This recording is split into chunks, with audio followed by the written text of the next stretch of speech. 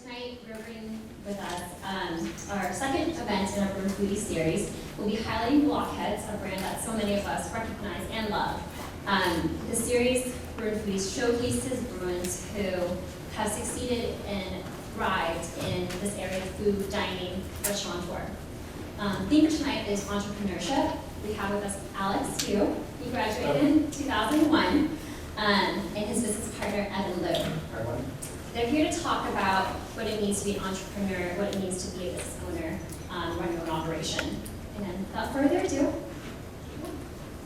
Thanks, Andy.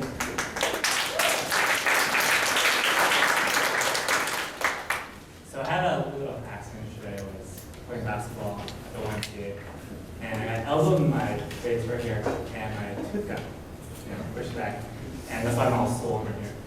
And so I went to the dentist immediately, and I called Sandy, and she said, she pretty much bullied me. And she tried to kick me out of the UCLA Alumni. No, I'm fine now. But I want to say thank you to Sandy and Gloria, I think is outside, and Angela is right there, for having us. It's pretty humbling to be in front of everyone to talk about entrepreneurship, because for us, we still feel like we're learning, and we're not where we want to be yet, but we're hopefully we'll get there. So again, thanks for having us. So just a little bit about my background. I graduated from UCLA in 2001, majoring in business economics, minor in accounting. I think a lot of people might have that experience. Interned at Arthur Anderson over the summer. I went junior year, so it's pretty much auditing and accounting. It was okay, I didn't love it, but it was a job. And then I got an offer for a full-time that year, and I took it and then started there. That was the fall of 2001, right when Enron scandal happened. I don't know if people remember that. So I was pretty much out of a job by April 2002. Which actually I was pretty happy about, because I didn't like it. I didn't like auditing. I didn't like working that type of work, but that was just me. So I was kind of lost. I didn't really know what to do. And then I ended up at Fox doing finance and accounting, which was a good company. I liked the people I was working with, but for some reason I always felt, and I think a lot of people in their 20s kind of feel like, I don't feel fulfilled. This is not really something I want to do. I can't imagine myself being here for 30 years. Sometimes you see people who've been there for 30, 40 years, and that's great. But for me, it wasn't something that I wanted to do. So I always had that urge, and I was lost. So I did what everyone does when they're lost. I went back to school. So I went back to get my MBA. I went to the University of Chicago. I graduated there in 2007. A little more focused. Didn't fully still know what I wanted, but I came back to LA after that and started working in a hotel in Scandinavia. They do Barbie and Hobbits, pretty much. And it was a great company. Again, it wasn't fully fulfilled, but it was interesting work, great people. But again, felt like there was something I wasn't fully happy. And that's kind of where Evan came in. I've known Evan since probably elementary school. I wouldn't say elementary school. Third, fourth grade, yeah. Yeah, and so I've known for a long time. And one day, after I came back from Chicago and started working in a hotel, he came up to me and said, "I've got this great idea." And Evan always has ideas. They're always good. So obviously I immediately dismissed it. I didn't know what it was. But he came up to me, I've got this great idea, and so he started telling me. So I'll let him tell a little bit about that. Yeah. That's good. I'll be back. There you go. There you go. Oh, and just to talk a little bit more about this picture. That's Evan's wedding day in September of last year. Got married to England.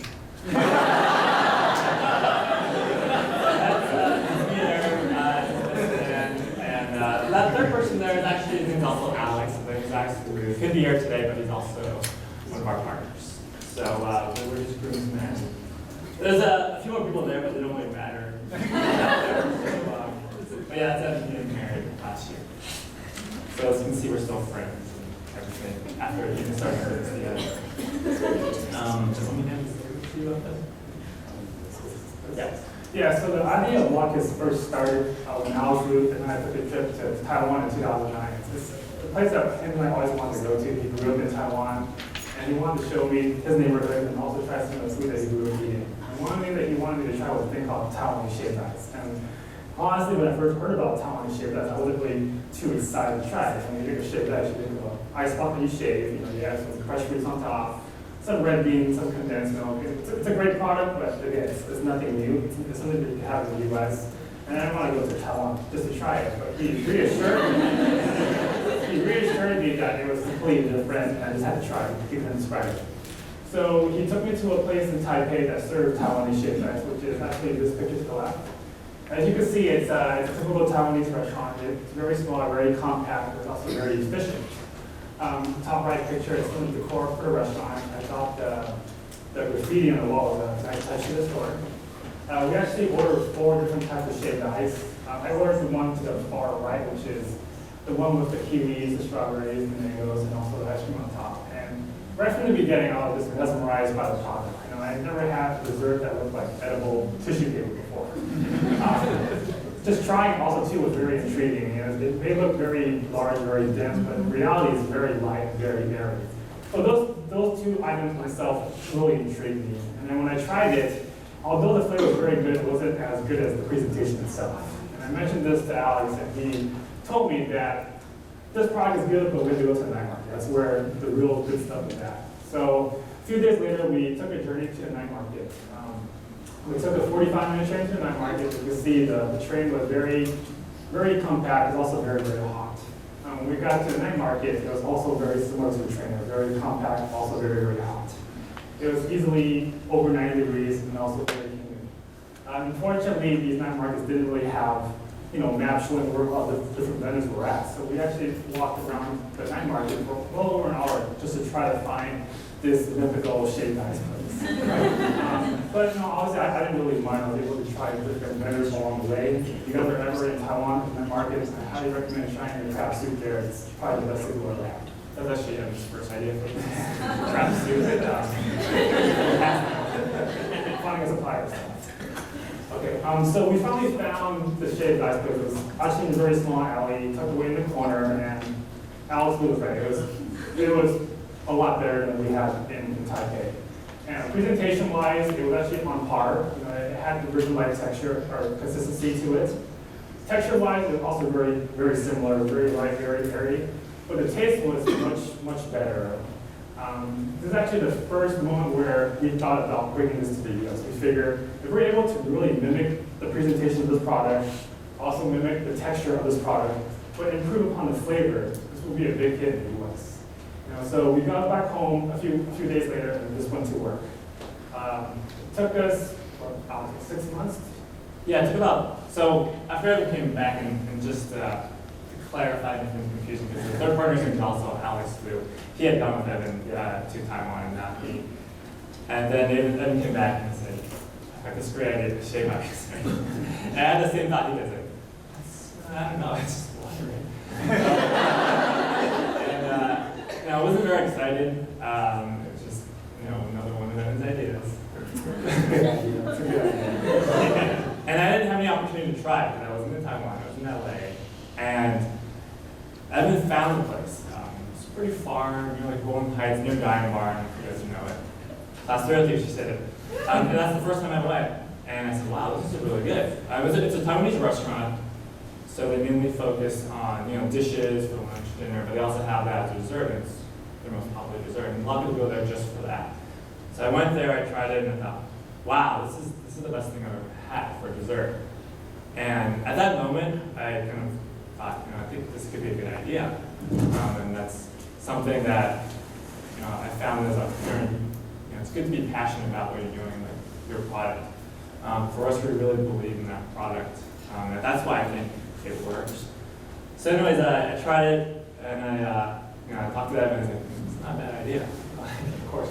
So as you mentioned, blind monkey, a blind squirrel, and a meth. But so again, we tried it out, but had no idea how to do it, so as I was talking, it took us about 6 months. Easily 6 months, yeah. I think that the easiest part really was really improving the flavors. The biggest difference between the night market and just the big city shit, that really was just the quality of their ingredients. You know, we figured if we had even better ingredients in the night market, then our product would be just as good, if not better. You know, I know in Taiwan, powdered milk is a very popular item there. I believe milk in there, but their original is relatively expensive. It was more expensive, so a lot of, they use powder and stuff like that. Yeah, so we use fresh milk in our blocks, and that made a big difference. You know, once we were able to improve on the flavor, the biggest hurdle that we actually faced was really getting the right texture and consistency. You know, the first block that we ever shaved, the shavings actually came out like snowflakes. It was a little particle, it wasn't right.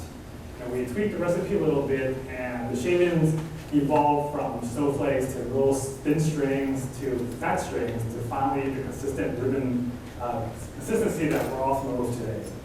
And words can't really describe how happy we were when we finally got that consistency. But I think of the 6 months that it took us to improve the recipe, 4 months easily was dedicated to just the texture of the product itself. Yeah, just to add, I felt like when we were going through all of that research, we felt that if it wasn't right, we couldn't serve it because we just didn't believe in it. It tasted, it tasted pretty well, but the texture was different. It didn't come out right, and we just didn't feel like we could do it if we couldn't do it 100% right. And when we finally figured it out, it was a pretty happy moment for us. And at Evan's house, probably. Yeah. So as I also mentioned, we used my house as a test kitchen. Once we were comfortable with the recipe, we actually invited friends and family over to try our product. At the end of the event, we actually had questionnaires for our family and friends to fill out, and not surprisingly, they were extremely favorable. And we were happy with the result, but we were really sure they were really honest opinions or not. So this is when we actually made our first very big investment, which was investing in a booth at the Lobster Festival in Long Beach. Our goal really was to make Blockheads a universal brand. We didn't want to be known as an Asian company, and we felt this festival offered the customers that we were trying to attract and also target.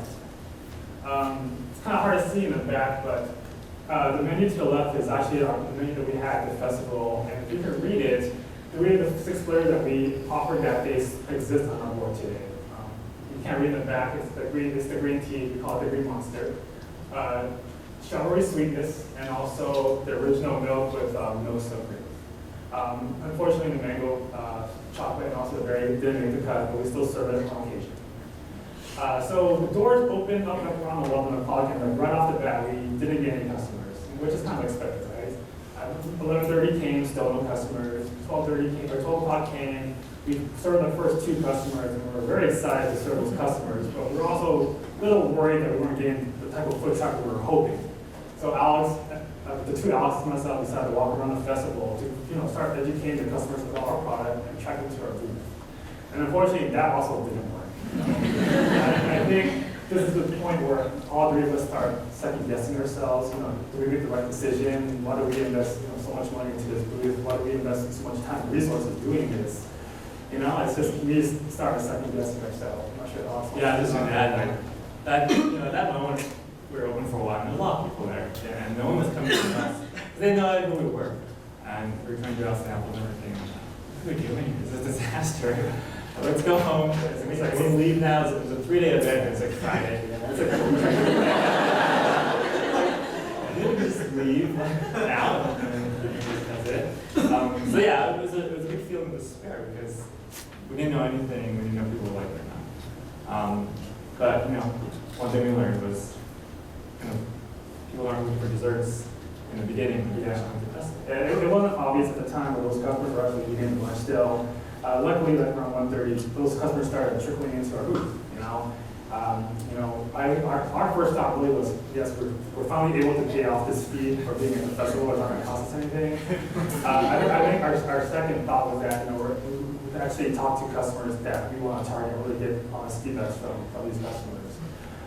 So we were doing this for maybe an hour or 2, and every time we looked up, the line just kept on getting longer and longer. And I got to the point where things behind the countertop got very chaotic. This is our first time doing this. We're all corporate guys. We've never worked in retail before. And customers began to become very impatient. They want their snow cream right there and then, and obviously we have a bunch of other customers to serve at the time. So unfortunately, we made a rookie mistake and actually closed our booth for 30 minutes. We were really running low on like inventory. Yeah, no toppings ready. We had like uncut strawberries and like we just like we're so behind in paying for everything. But again, as Evan mentioned, when we closed the prep more and it was a mistake. Yeah, unfortunately, after that, when we did open, we weren't able to maintain the same momentum that we previously had. But overall, this festival was extremely important to us and also extremely successful, which Alex gave us approval for. That's Alex. Yeah, I think there's two big business lessons that we learned from this event. The first lesson was you always have to deliver the very, very first time. If you don't meet customer expectations the very first time, you'll lose that customer forever. Fortunately, we learned that at the festival and at our store. It's something that we preach to our employees during their training and also every single day. Second lesson, Alex, if you want to. Yeah, we learned a lot about the underground barter system at the food festivals. So at the end of the night, obviously people don't want to get food from all the booths. So we started going around to the booths and go, like, what do you have? What do you have? And we start trading. And we actually started trading our snow cream for sausages, pies, lobsters. And like, at the end of the night, we had so much food that we had like enough for a week. Because no one wants to bring their stuff. Just keep in mind, our snow cream was $6, and the pies that we were getting were at least $20. So we were all very, very happy and also very full. We're running out of booths. There's a great network there underground. So the customers that we were able to talk to at the festival confirmed the feedback that we got from our family and friends that it was a great product and they want to see more of it. So this gave us the confidence to really continue to establish the brand and also find our first store, which I'll talk about more now. And just to go back a little bit, as you can see in that picture, we have our logo there. Penguin, Blockheads Shavery. So I want to talk a little bit how we got that. So at the same time when we were kind of perfecting the recipe thing, we knew that we had to have something unique and distinctive as our logo and as our name. So coming up with Blockheads, it was a kind of pretty funny story. I was at Evan's place, working on the recipe. Huh? We're working the recipe, and then it's a long time ago. And like most people do when they're hanging out, you're walking through the short. So I don't know if you guys are familiar with the term juice heads, but that came with us with those people who long muscles really big, and that came up, and we thought that's a funny name, funny term, and then when we think about juice heads, it kind of popped in our head, Blockheads. That's a pretty cool name. We're shaving big block. Has a different connotation as people who do similar things or have a lot of common sense. We thought that's a pretty interesting name because who's going to leave their comfy job to do something from the ground up, right? Like that. We could be Blockheads. So we came up with that name, Blockheads Shavery Company, and thought that would be something that people would find distinctive, unique. We definitely didn't want to use anything with the words ice or snow or cream or shave, although we use shavery, because it's just we thought it would be too generic and it wouldn't stand out. And I think now there's probably a lot of places, you've probably seen that I've opened up since we have, and they use those words, and I think it just doesn't stand out and it's not unique. We want Blockheads to be more of as a brand and a standalone. So the next thing we need to do once we had that name was kind of figure out the design and the logo. So we did what most people do now, we went to the internet. And there's a lot of brilliant artists out there right now. Fortunately with the internet, it's easy to find them. And so we hosted a design contest online.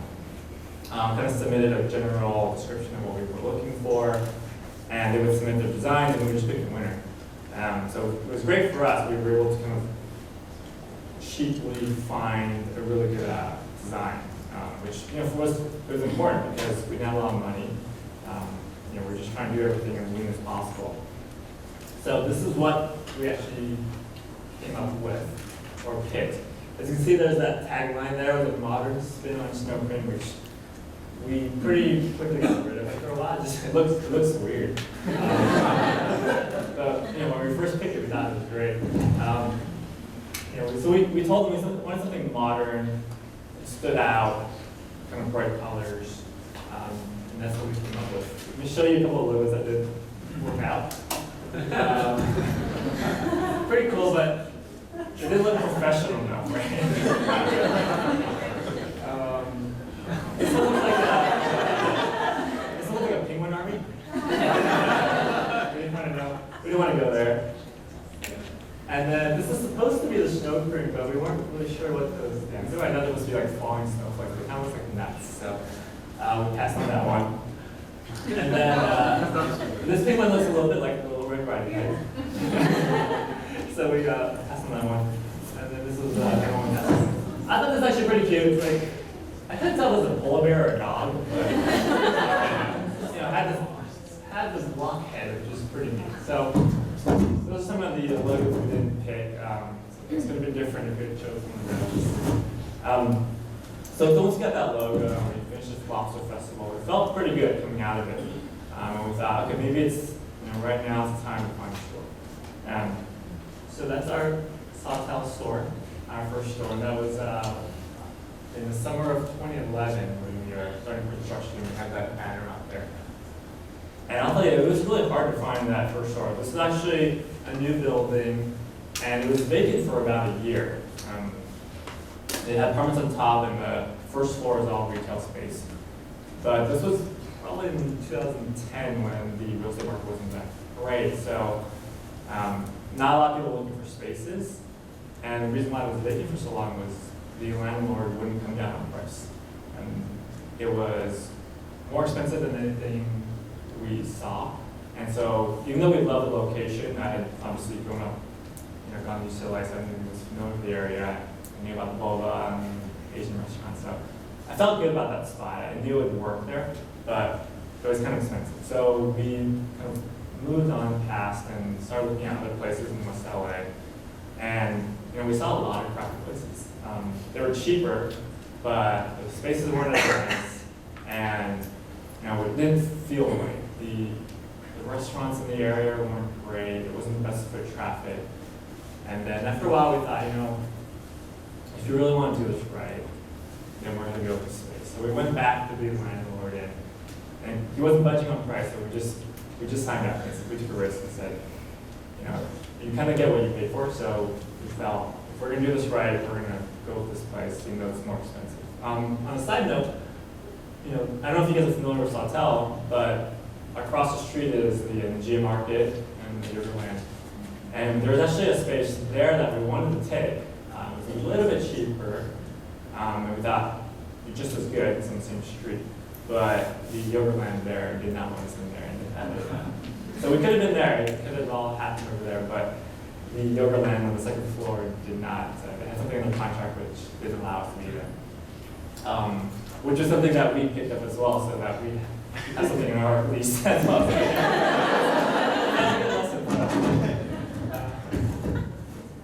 And so, as we were doing this, I don't know if we mentioned, but Evan and I were still full-time at our day job. So, we do this at night and on the weekends, and we're trying to stay as lean as possible. We got some help from our family and friends, well, it's just family and ourselves in terms of seed money. But we knew we had to stay financially as lean as possible. So you'll notice there, that second line's not there, the Blockheads Shavery Co. And the reason why was, we were looking through mocks of it. And that second line cost like $200 more. So I was like, we're going to pass, so we can't afford that right now. It wasn't worth it, and I think it's worked out. It's a shorter term, it's easier to remember. So I think sometimes you fall into things luckily.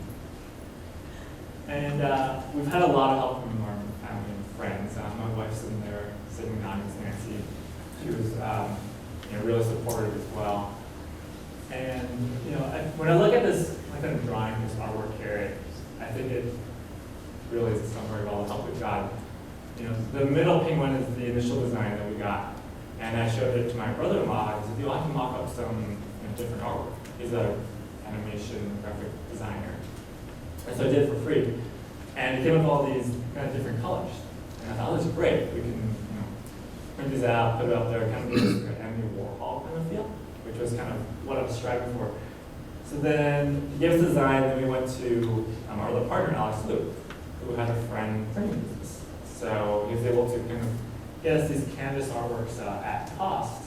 And it's just kind of when I see it, I just remember how much help we've gotten over time. And I think that's the Lobster Festival back there. I can't really see it here, but in that little dark picture there is my friend Christine. And she was helping us at the Lobster Festival, just helping us out because we needed people to man the booth. She's also an alumni of UCLA from 2001. I met her during orientation. So we've got a lot of help from people, and it's something we've learned that it's really nice to have. It really helps it along in terms of just moral support. Again, we were trying to set as lean as possible, so whatever we could do in terms of construction, we did ourselves. That's me at like a weekday night, just spray painting the pendant lights there. Because they came in white, but one in orange, so we had to do it ourselves. That's our store as it's being built, and luckily one of Evan's friends was an interior designer. And Evan reached out to her. Yeah, she gave us a very big discount. It's definitely very expensive, but she created the foundation of basically our Blockheads. She developed the color schema for us also too. In this picture, we have the subway tiles, which is one of our trademarks. If you've been to our Alhambra store, we also have a similar tile work done there. And future stores will also have a very similar tile work done. Yeah, so we've been lucky, and it's worked out that we've had people come up with really good ideas, and I think it's really. Yeah, we just to add on to Alex's point, I had a bunch of friends help us too. Our architect is actually a college friend of mine. He gave me an extremely large discount. I think he charged me like $900 for the architectural work, which I'm not sure if everyone's familiar. It costs tens of thousands of dollars. Our general contractor was a family friend. Alex's dad helped out with the structural engineer, and my dad's architect. So we had a lot of help from different resources, which ultimately helped us get to where we're at today. And so, one thing we learned is we're really passionate about it, and you have to have that because you're going to put in a lot of work in the beginning. Again, we were doing this full time as well as having our day jobs. So we'd come to the store at night and be there till 1 or 2 a.m. every single day, and then on the weekends all day. We were probably doing that for about at least 6 months. Easily 6 months, yeah. And the reason why we didn't want to hire many people because we didn't know if it was going to work out. We wanted to save money on labor, so we had to work. So if you were there in the earliest of when we were opening, you see Evan and Alex there working the register and shaving, washing the dishes, working on the tables, because for us, it's something we just have to do it. There's no other way for us to work it out or succeed. I remember a lot of times, I was with El Segundo, so I'd come up to 405, and before we kind of set up our whole supplier network, a lot of times we would just go Smart and Final and buy our supplies. And luckily there was one really close by, so a lot of times I would go straight from work, go to Smart and Final. I would take a quick 30-minute nap in the parking lot in my car, and then pick up the supplies and then go to the store. And all our fruits at the time were from the produce market in downtown LA, and we went there to pick it up. Yeah, they opened up at 2 a.m. Yeah, we closed like around 12:30, so we had around an hour and a half to kill, which is actually very good for us. There's time for us to actually take a nap and get some rest. A lot of naps. Yeah, so, but luckily we only made those trips once a week until we were able to find a viable supplier. Yeah, so when looking back now, I think, wow, we did a lot of work, but at the time, we didn't really think about it. It was just something we had to do and we were passionate about. And we're tired, but you're always tired, I think, when you're starting a business. And then lastly, we actually quit our full-time jobs earlier this year, in February. So it's been about 2.5, 3 years. And it's been great. It's great. For us, we didn't do it sooner because it's financially you're going to take a cut, and we weren't ready for that yet. So we decided, well, if we don't want to do that, then we have to work longer hours and be harder on ourselves. But that's what we want to do. For me personally, it was tough because my wife was pregnant at the time, and I didn't see her a lot, and she always yelled. But she was great. She was great. She was so supportive, and then so I have a 2.5-year-old now. So it was a tough time. It was like, we'll open your store. I just got married that year before and had a baby, so it's kind of a blur now when I think about it. So I might get certain facts wrong, but now it's great. We opened our second store in November of last year. I'm planning on a third store in Pasadena. It's actually in construction now, so hopefully by the fall we'll be open. But Pasadena, so one thing you'll learn is that the city is not very helpful for you. Yeah. And Pasadena is one of the toughest cities to open a business. I think we signed a contract in November of last year, and we finally got approval for all our plans literally 2 weeks ago. Yeah, so that's one thing you'll learn is just a lot of things that pop up that you don't even think about, you don't even know, and you just need to move past it. Working with the city is tough. Getting permits, getting reviewed, because they're on their time, they're not on yours. So, but those are just things you learn throughout time, and it'll all work out. So that's opening in hopefully soon, and it's kind of our story. It's Blockheads, pretty much.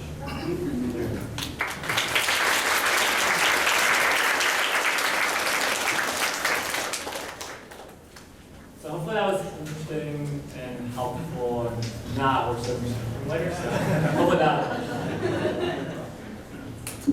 Yes, question? Yeah, for the, I could just yell. That's okay. Yeah, I was curious, for the second and third stores, how did you go about finding financing for that? Did you seed money again from friends and family? Did you go to a bank? Yeah. For the second store, we were lucky that we were able to self-finance, obviously from the first store. And that's why it took us a while. We opened the first store in November 2011, and the second store was opened in November 2013. So it took us, we self-financed it. And for us, it was just being a little more careful and thoughtful. And then for the third store, it's a combination of our financing as well. We have 2 small investors.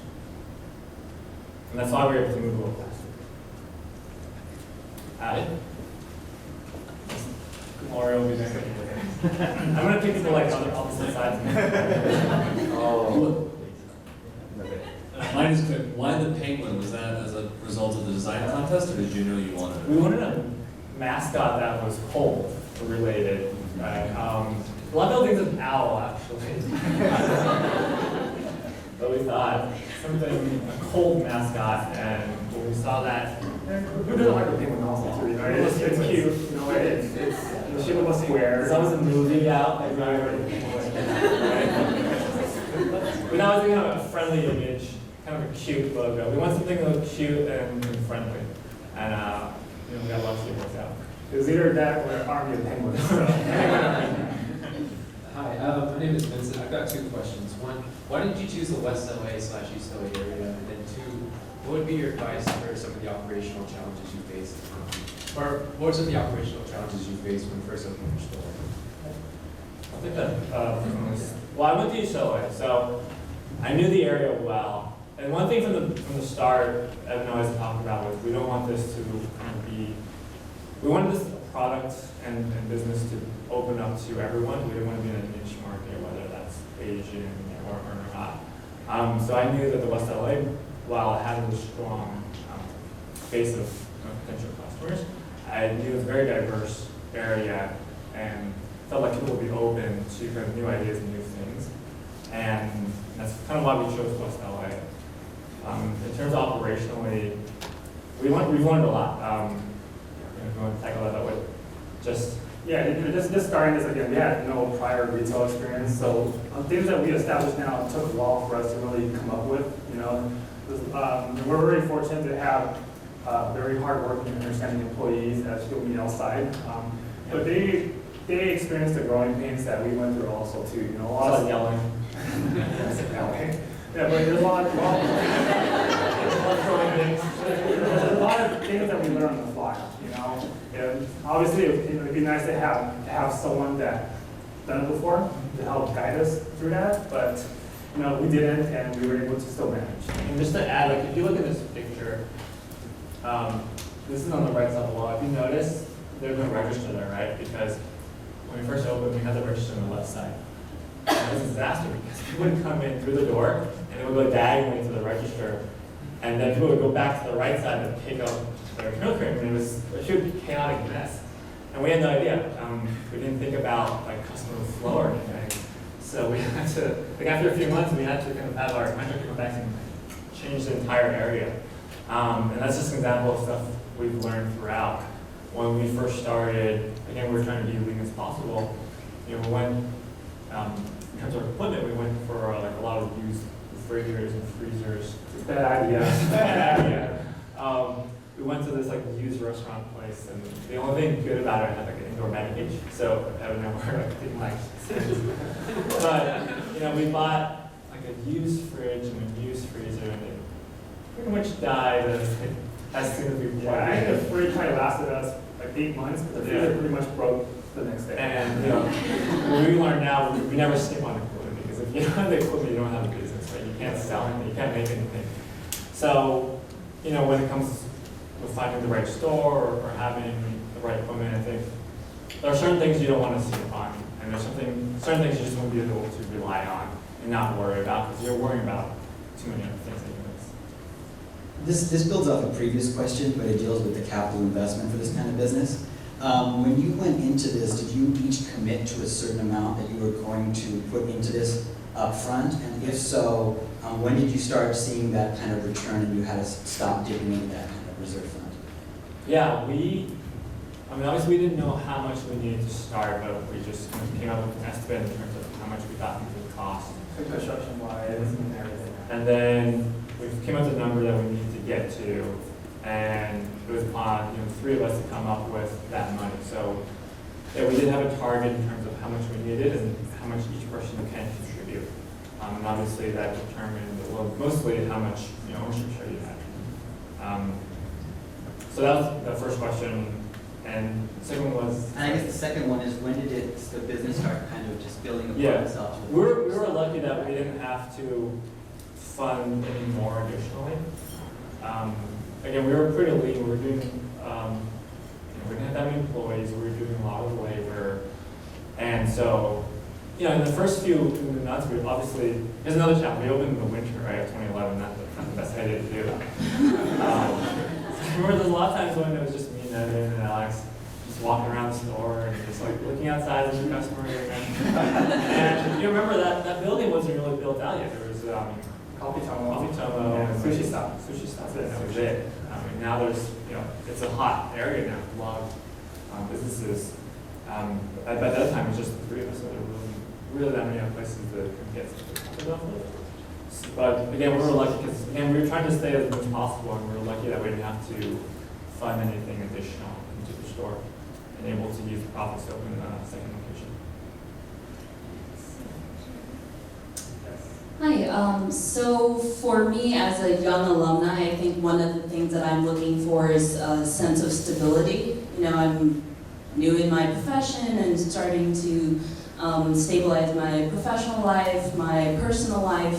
But when you're talking about entrepreneurship, there is that inherent air of risk and gamble. So I'm wondering if you could kind of talk about how you're able to navigate that, especially taking into account that it's not just you, that you're part of a family and kind of that support that you need, not just in terms of financial support, but emotional support or what have you. Yeah, for me personally, I think it's different for everyone. I think it depends how old you are, it depends what kind of response you have. For me personally, I was 29, 30 at the time, and just recently married, and so I was lucky and unlucky because at that age, it's hard to go back to the beginning, right? Of just you come from your husband and thing and things like that. I think that's different for everyone. For me, and that's why we didn't quit our full-time jobs. We didn't want to go. We want to kind of mitigate that financial risk, which just meant we had to work more, and that was a choice that we made. Obviously, I was lucky to have a very supportive wife.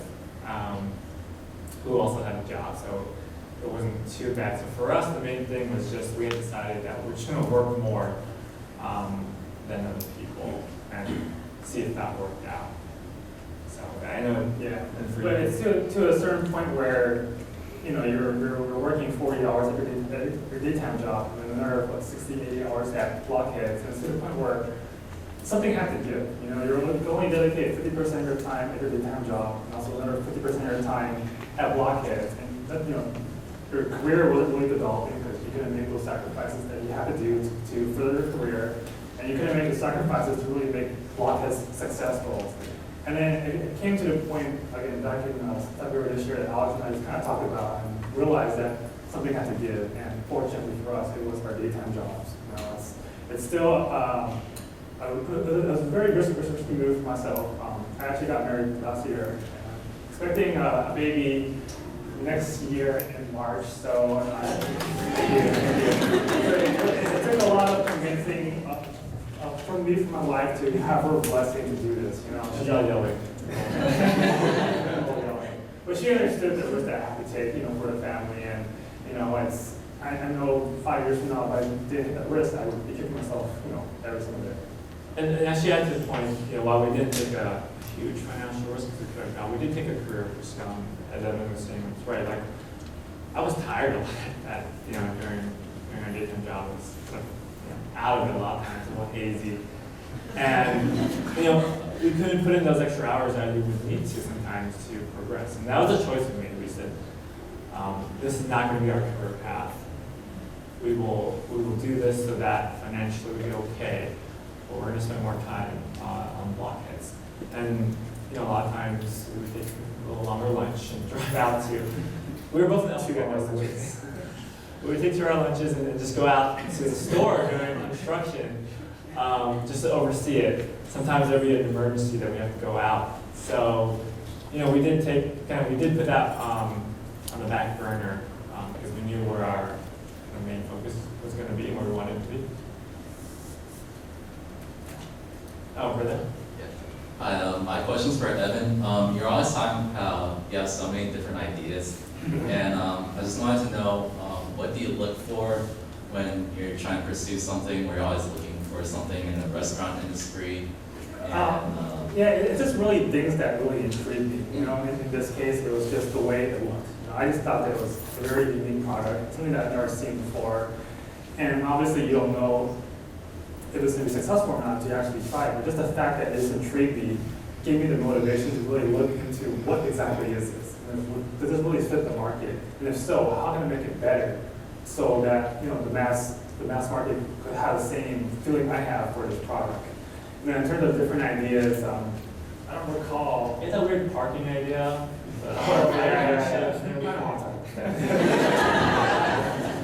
Gift card idea. Yeah, but for me, again, it's stuff that I know I want to use that applies to me, and I just try to think about things, ways I can make it better. Hi, I have a question about where you see the future. Or is it? No, I think it's going to be Where you see the future of Blockheads going? Do you continue want to own and operate, or do you want to move into franchising like Yogurtland? And also, my second question is also looking into, do you see your business as a lot of seasonality within there, and how do you combat that? And are you looking at like product extensions and moving the brand into other places? Yeah. So one of the reasons why Evan and I quit was because we wanted to devote all our time to this. We wanted to grow faster. And I think the real way to grow faster is to get, let's get an investor, get an angel investor or something. And so, you know, past few months we've had a lot of talks with different people and investors in terms of where we want the business to grow. For us, my target was always, you know, I threw it out there, was always yogurt. Like, that's where I want to be. That's how I want to get to. And maybe we'll never get there, but that's our goal. I think, you know, definitely we've talked about it. We want our fourth store to be a franchise. And doing that, there's a lot of work in terms of learning about how to franchise and all the legal requirement that entails. So, you know, you're asking me where, or asking us where we want to be, we're hoping, next year or two, we'll double the amount of stores, go toward more of a franchise model. And your second question was, sorry, was that? Seasonality. Yeah. I don't know if you want to add more to that first question first, but yeah, there's definitely seasonality. Summertime is great. Global warming is good. There is a lot of seasonality, and while we're so profitable winter, that's when you really have to look at your costs and really know how much. For us, the biggest expense is going to be labor. It's a kind of an intensive product. Unfortunately, it's not like the overland or even self-serve, so we usually have more people than the overland would have. And because of that, we have to be really careful of scheduling our way and really know our own data to know how much sales we think that day will have, or this week, or this month, so that we can schedule it right. And that's really important when you're looking at the highs and lows of the business. Other things we've tried to do is introduce, drinks, hot drinks, especially for the winter time. And I think that, and another reason why we thought, back to Blockheads Shavery Company doesn't have the word snow or ice or green, because we always thought it could be a brand for desserts. It didn't have to put us in one specific product.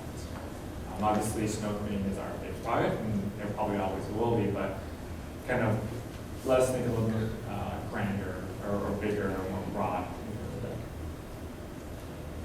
Evan? So what kind of marketing and advertising have you done? And what do you plan on continuing in the future? And is that going to change the franchise? It's your sweater. The wool. Oh, I'll start. And maybe that's why we had such a slow start. We didn't do any marketing when we first opened. It was just foot traffic. It was us, talking to people on the street and hoping they come in. And we're lucky. I think it goes back to being in the right location, that there's a lot of restaurants there. And what do people want after lunch or after dinner? They want maybe dessert or a drink or something. So we've gotten pretty lucky to kind of draft off that foot traffic. I think that if we had done a little better marketing, probably wouldn't have been empty this first 2 months or two. It was really slow. I mean, we were there and just hoping someone walked by. But one thing we do rely on a lot nowadays is social media. Instagram, Facebook, Twitter. You'd be surprised how much more activity we get on an Instagram page than Facebook or Twitter. You post a picture on Instagram, you get 100 likes within like 30 minutes, whereas on Facebook, it take a few days to get that. So, we're fortunate to have younger employees to help educate us a little on how to use social media. We'll meet them outside, but we do rely heavily on social media also. And I think that has a lot to do with our demographic. The large target is going to be the young working professionals, probably people in college as well. And those are people who are open to trying new things or are looking to discover something unique. And they're always on social media. So I think it all depends what kind of business you're running, and for us, that's the most effective route for us. One last question?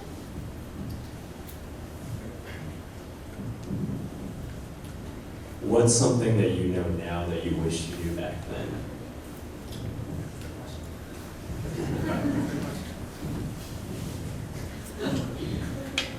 Yeah, I wish I knew how much you could get from the landlord on the tenant improvements.